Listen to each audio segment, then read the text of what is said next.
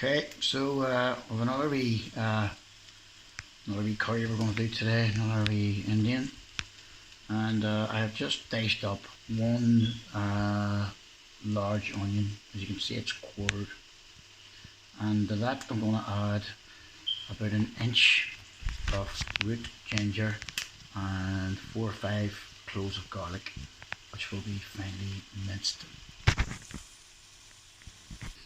This is some of the stuff we're going to be using. I've got a fresh tomato here. I'm not going to use this. This is a Scotch bonnet pepper. Very hot. If you really wanted to kick it up, you could use that. I am going to, however, drop it into the rice, but I won't slice it up. It'll just be dropped in as is. I will be using one of these bird's eye chilies. Some of this. I'll use about half of that. That's about 2 inches. I'll use about an inch of this fresh ginger, and I'll use 4 or 5 cloves of garlic.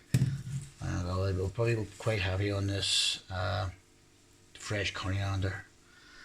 This is my spice box. This is the ground spice. Turmeric in the middle there, and to the right some ground coriander. This is dried fenugreek and ground cumin, chili, turmeric, some black mustard seeds, and some garam masala. And this is the whole spices. I mostly use these in when I'm making the rice, maybe with some turmeric. Obviously, you know, your this is whole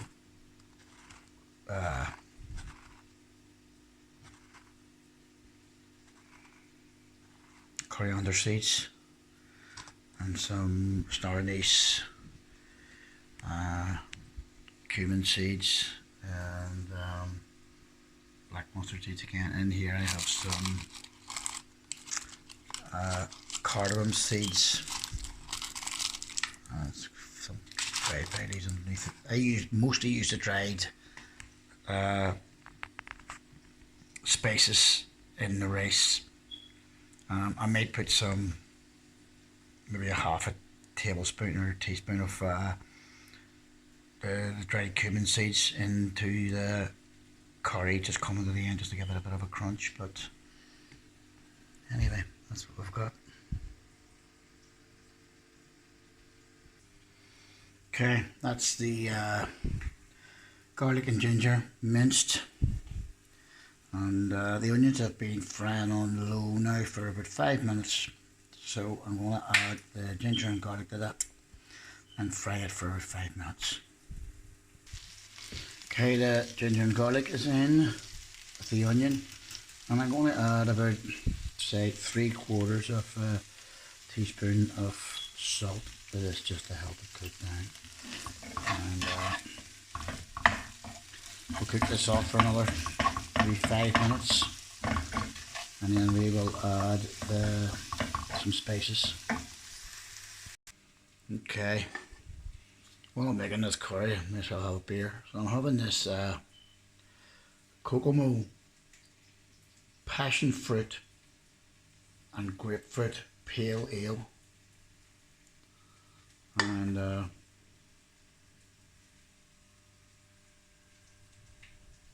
I can tell you that it's great stuff.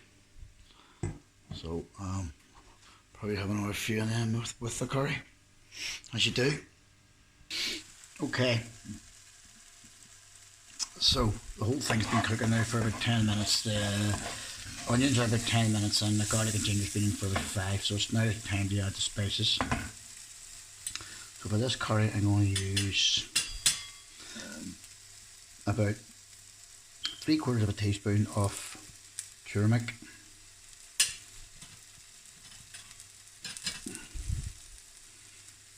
and I'd say about the same 3/4 of a teaspoon of coriander, dried coriander,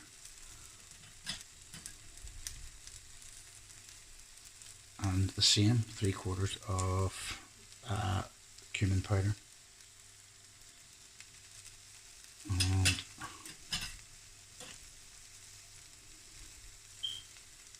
I'll actually add about a half a teaspoon of chili powder. I've got a good pinch of dried fenugreek or methi. I'm just going to rub that in between my fingers to try to sort of release any aromatics in it. I'll add that to it and give that a stir.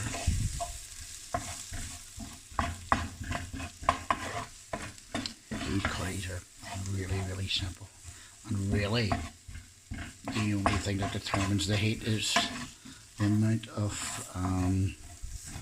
chili powder you want. So you want it hotter, add a teaspoon and a half, 2 teaspoons. I like it sort of moderately hot, so I'm adding a half a teaspoon. I will also end up adding, coming to the end of it, I will add 1 whole bird's eye chili, sliced up bird's eye chili, coming to the end. There's the spice box. I always have a jug of water, just already tap water, beside me when I'm cooking a curry. I just find that it sort of dries out quite quick. And this will also, it also helps to make a sauce. So I'm only adding a little bit, and I add it as I need it throughout the cook. I'll let this cook off for another 5 minutes. Then I'm going to add I've got some tomato puree and some peeled plum tomatoes. I've already blended that, so I'll add that, but you could add just the tomato puree. Okay, so the dry spices have been added, and they've been sort of cooked with the chicken, with the onion, garlic, and ginger. So I have added about 3 tablespoons of tomato puree and peeled plum tomato, a mixture. So I'm going to add a little bit more water to this as it's drying up a wee bit. I'll cook this off for about 5 minutes, and I'm going to add the meat.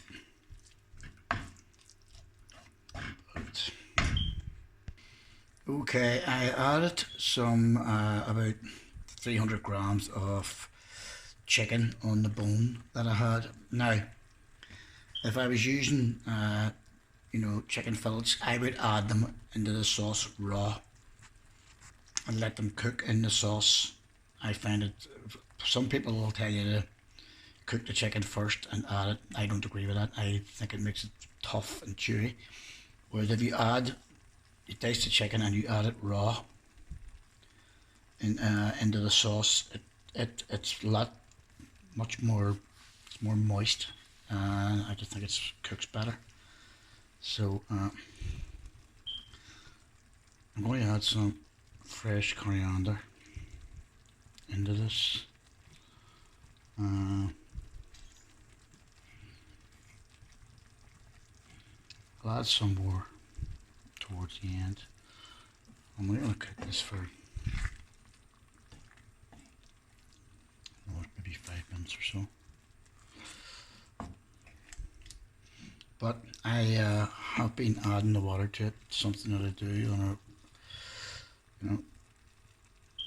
as you feel necessary. It depends how much of a sauce you want. I just think it creates a great sauce and stops it from obviously burning and sticking. Okay, I've sliced up a half a red pepper and 1 tomato. That is the sliced up chili, which isn't going to be added until coming close to that, maybe 5 minutes before I finish cooking. I am going to add the tomato and the red pepper now. Okay, that's tomato and the red pepper in. I'm going to cook this off for another 2 or 3 minutes, and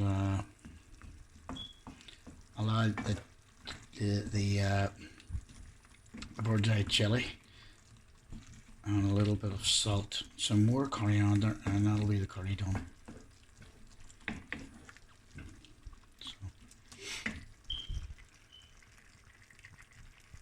Okay, the curry's almost finished, and I have just added the sliced up bird's eye chili. I'm going to add another drop of fresh coriander. I'm also going to add about 1/4 of a teaspoon of salt.